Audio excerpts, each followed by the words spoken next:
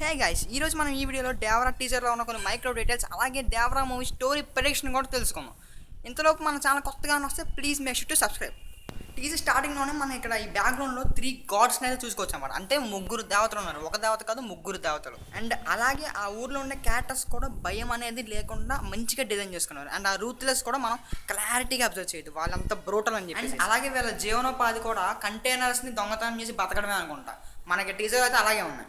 స్టార్టింగ్లో దేవరా కూడా విలన్ గ్రూప్లోనే ఉండేవాడు, దాన్ని మనకి టీజర్లో చూపించేశారు. అండ్ ఆఫ్టర్ సమ్ కాన్సిక్వెన్సెస్ మన హీరోకి ఇవన్నీ నచ్చక వీళ్ళని ఎలాగైనా మార్చాలని చెప్పి ట్రై చేస్తారు. ఇంకా వాళ్ళు మారకపోయేసరికి వీళ్ళకి భయాన్ని పరిచయం చేస్తారు మన దేవరా.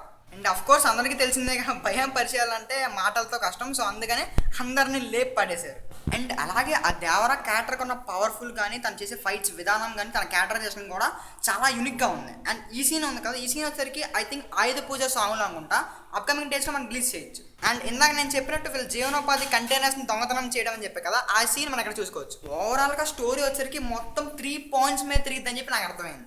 ఒకటి విలన్ హీరో అండ్ ధైర్యం. బికాజ్ విలన్ హీరోకి మధ్య ఫైట్ అనేది ఎప్పుడు ప్రతి మూవీస్లో ఉంటుంది, కానీ ఈ మూవీలో ధైర్యం అనే కాన్సెప్ట్ని కూడా బాగా ఇంక్లూడ్ చేశారు. దీనికి బెస్ట్ ఎగ్జాంపుల్ చెప్పాలంటే దేవరా కొడుకు మనకి పిరికివాడిగా చూపించారు, కానీ లాస్ట్లో షార్ట్ సీక్వెన్స్లో ఉండేది దేవరా కొడుకే.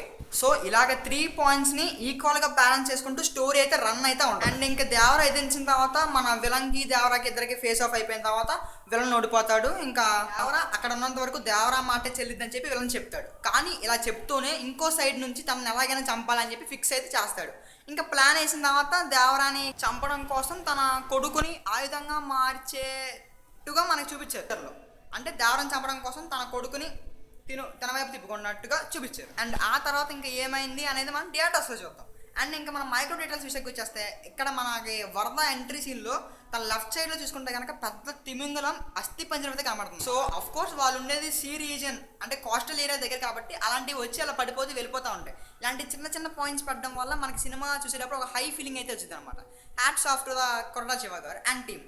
అండ్ నాకు తెలిసినంత వరకు మన హీరో వాళ్ళ కొడుకు పిరికివాడైనా బలవంతుడే, అంటే తను ఫైట్ చేయగలడు, కానీ తనకి భయం అయితే ఎక్కువగా ఉందన్నమాట. మరి ఆ భయం అనేది ఎలాంటి కాన్సిక్వెన్సెస్ వల్ల ధైర్యంగా మారింది అనేది మనం థియేటర్స్లో చూద్దాం. చూసారా, మళ్ళీ ధైర్యం కాన్సెప్ట్ మళ్ళీ ఇక్కడికి వచ్చింది. అండ్ ఇక్కడ ఇంకో పాయింట్ వచ్చరికి శ్రీకాంత్ గారు కూడా విలన్ గారి టీమే అనమాట. అఫ్ కోర్స్ నాకు తెలిసి వరద కూడా విలన్ టీంలోకి వెళ్ళే ఛాన్స్ అయితే కొంచెం కనబడుతుంది. అండ్ ఇక్కడ అప్రిసియేషన్ టు ఎన్టీఆర్ గారు, బికాస్ దేవరా అండ్ వరద క్యారెక్టర్ క్వైట్ ఆపోజిట్ క్యారెక్టర్స్ అనమాట. అంటే దేవరా ధైర్యవంతుడు, ఇక్కడ మళ్ళీ వరద పిరికివాడు. ఆ రెండింటిని డిఫరెన్షియేట్ చేస్తూ బాగా యాక్టింగ్ చేశారు. అండ్ వాయిస్లో బేస్ కూడా దేవరాకి కొంచెం హార్ష్గా ఉండాలి, అండ్ మన వరదకి పిరికివాడు భయస్తుడుగా అలా మెయింటైన్ చేయాలన్నమాట. బాగా పుల్ ఆఫ్ చేశారు మన ఎన్టీఆర్ గారు. నెక్స్ట్ షాట్లో దేవరా గారు షిప్ పై నుంచి కింద దూకితే ఆయన కదలడు, కానీ షిప్ అయితే బోట్ అయితే కిందకి వెళ్ళిపోద్ది అనమాట. అలాగ మంచిగా ఆయన స్ట్రెంగ్త్ అయితే ఎస్టాబ్లిష్ చేశారు. అలాగని చెప్పి మనం విలన్ నేను తక్కువ చేయాల. దేవరా అండ్ విలన్ గారి ఫేస్ ఆఫ్ సీన్లో దేవరాని మన విలన్ గారు కూడా బాగానే కొట్టారు. నెక్స్ట్ షాట్ వచ్చేసరికి క్రేజీ ఉంటుంది ఇక్కడ.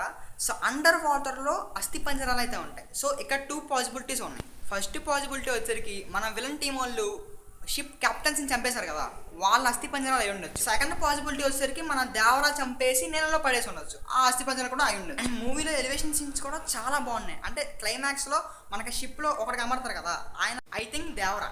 ఇక్కడ మనం చూసుకుంటే ఆ షాట్ కాదు, ఆయన చేతిలో ఉన్న 2 కత్తులు ఆ వెనకాల వచ్చే మంటకి ఇదైపోయింది అనమాట. అంటే బాగా హీట్ అయిపోయింది. ఇలాంటి చిన్న చిన్న డీటెయిల్స్ కూడా మూవీ టీం వాళ్ళు అసలు వదలలేదంటే చూసుకోండి, ఇంకా నెక్స్ట్ లెవెల్లో అయితే ఉంటుంది. అండ్ అలాగే మూవీ టీం క్రియేట్ చేసుకున్న ఓన్ వెపన్స్లో ఈ 2 వెపన్స్ అనేవి క్రూషియల్ రోల్ ప్లే చేస్తాయి.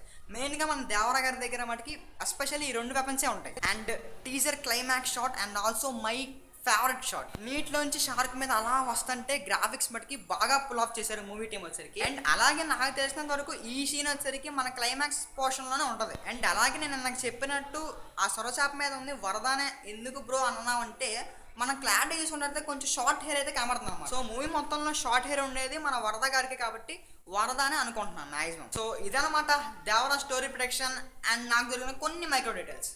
ఇలాంటి మంచి మంచి వీడియోల కోసం మన ఛానల్ సబ్స్క్రైబ్ చేసుకోండి, ఈ వీడియోని లైక్ చేయండి, షేర్ కూడా చేయండి.